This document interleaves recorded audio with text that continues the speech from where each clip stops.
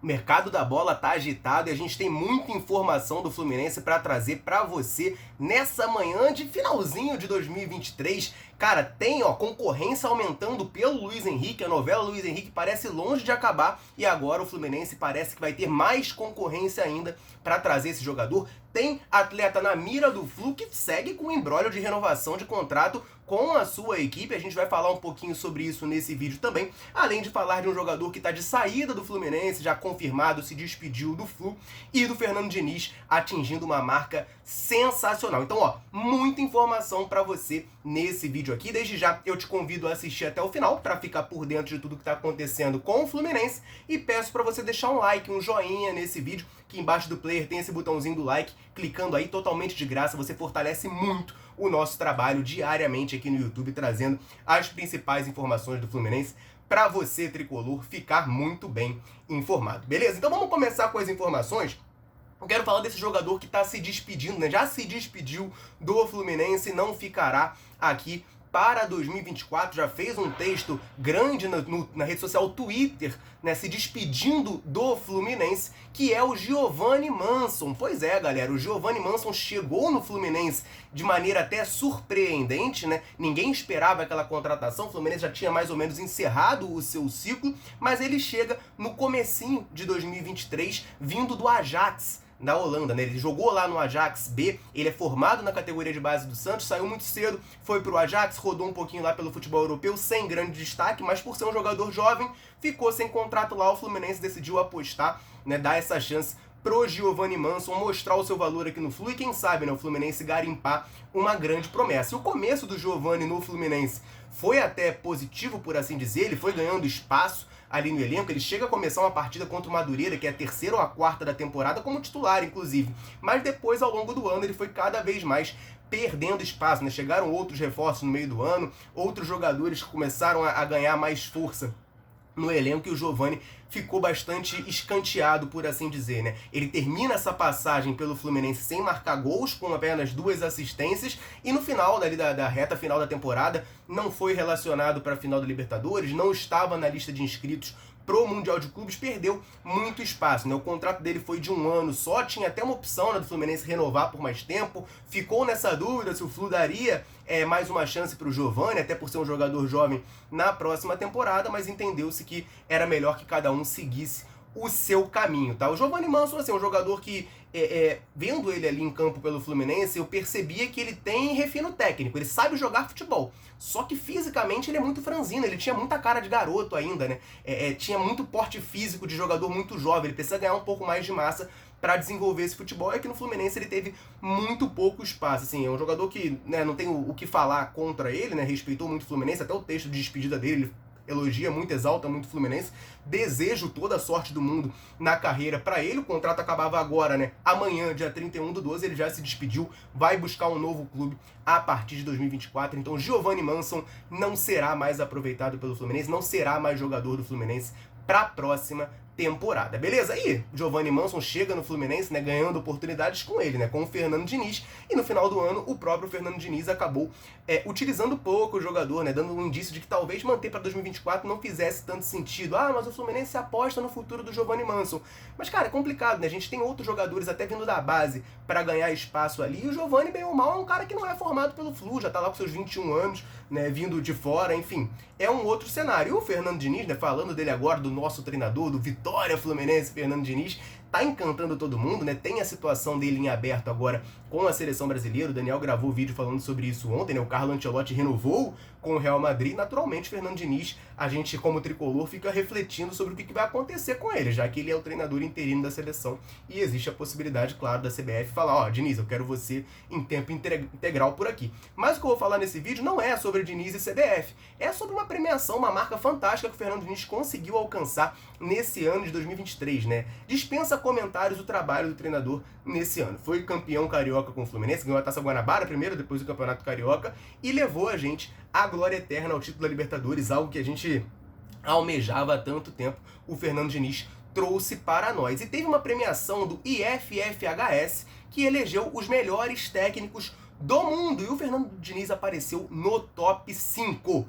O melhor técnico do mundo foi eleito Pep Guardiola, campeão mundial com o Manchester City. Ele recebeu 281 pontos. Em segundo lugar veio o Carlo Ancelotti, né, de todo esse imbróglio do Real Madrid, vai continuar no Real Madrid, não será técnico da seleção brasileira, com 56 pontos. Em terceiro lugar, o Luciano Spalletti, da Napoli, com 53 pontos. Depois, Simone Inzaghi, da Internazionale de Milão, que foi a vice-campeã da última Champions League, né, perdeu para o City na final, com 51 pontos. E o Fernando Diniz fechando esse top 5 com 33 pontos. O Fernando Diniz é o único treinador dessa lista que não treina nenhuma equipe do futebol europeu, né? O único treinador de equipes do futebol sul-americano é o Fernando Diniz, com esse trabalho muito bom, que levou ao título da Libertadores e que encantou, né? Tá cada vez mais encantando ao redor do mundo pela maneira muito autoral que o Fluminense tem de jogar, né? Suas características muito específicas, né? Por mais que a gente tenha perdido pro Manchester City, a gente levou muitos elogios pela maneira que o Fluminense joga, aquela construção lá de trás, a troca de passes, a maneira de manter a posse de bola,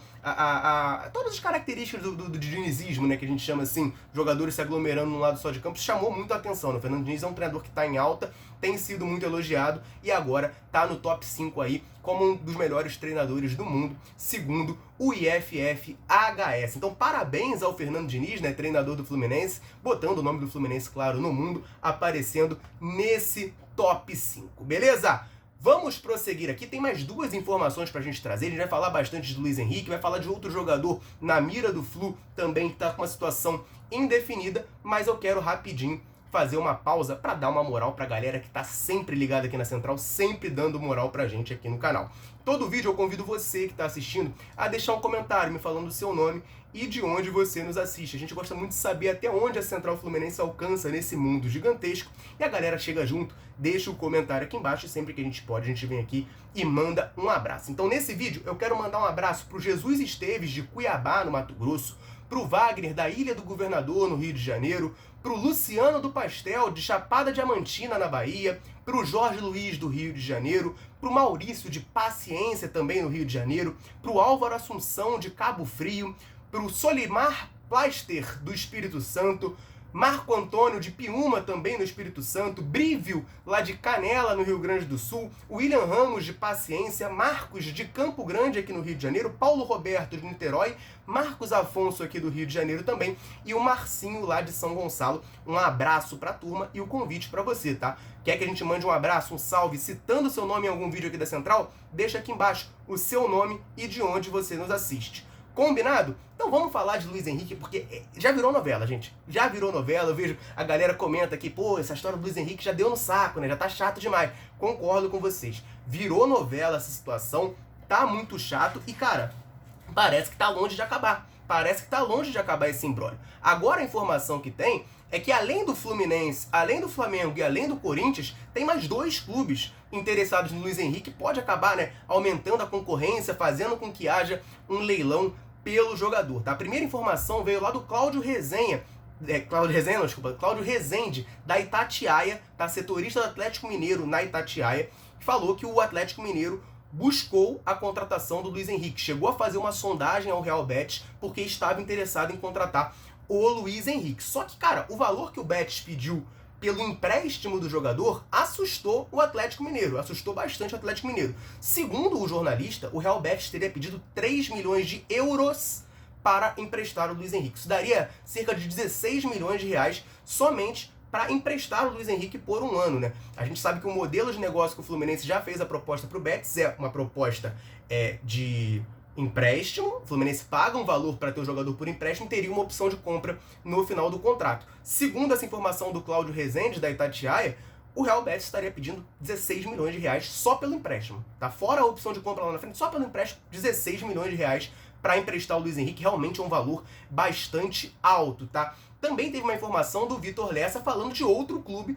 que poderia entrar nessa briga. É o Palmeiras, tá? Segundo o Vitor Lessa, o Palmeiras avalia a situação do Luiz Henrique e aguarda o aval do Abel Ferreira para decidir se vai fazer esse investimento, se vai atrás dessa contratação ou não, né? Vale lembrar que o Palmeiras contratou já o Bruno Rodrigues, que era um jogador que estava na mira do Fluminense. O Fluminense tentou essa contratação, o Palmeiras gastou 26 milhões de reais, já assinou, já foi anunciado oficialmente o Bruno Rodrigues como reforço do Palmeiras, jogador também, né, atacante, joga pelos lados de campo também, pode jogar mais centralizado como centroavante, mas joga também pelo lado de campo, mais ou menos ali a mesma função do Luiz Henrique. E além dele, a gente sabe muito bem, falamos bastante aqui também, Palmeiras também acertou a contratação do Caio Paulista. Por mais que o Caio Paulista tenha se destacado em 2023 como lateral esquerdo e a princípio pareça estar chegando no Palmeiras para ser lateral esquerdo, é um jogador que também joga pelo ataque, também joga pelas pontas. Já dei até minha opinião aqui, talvez um pouco impopular, que eu acho que nas mãos de Abel Ferreira, o Caio Paulista jogando como atacante jogaria demais. Enfim, é um jogador que pode jogar nessa função também,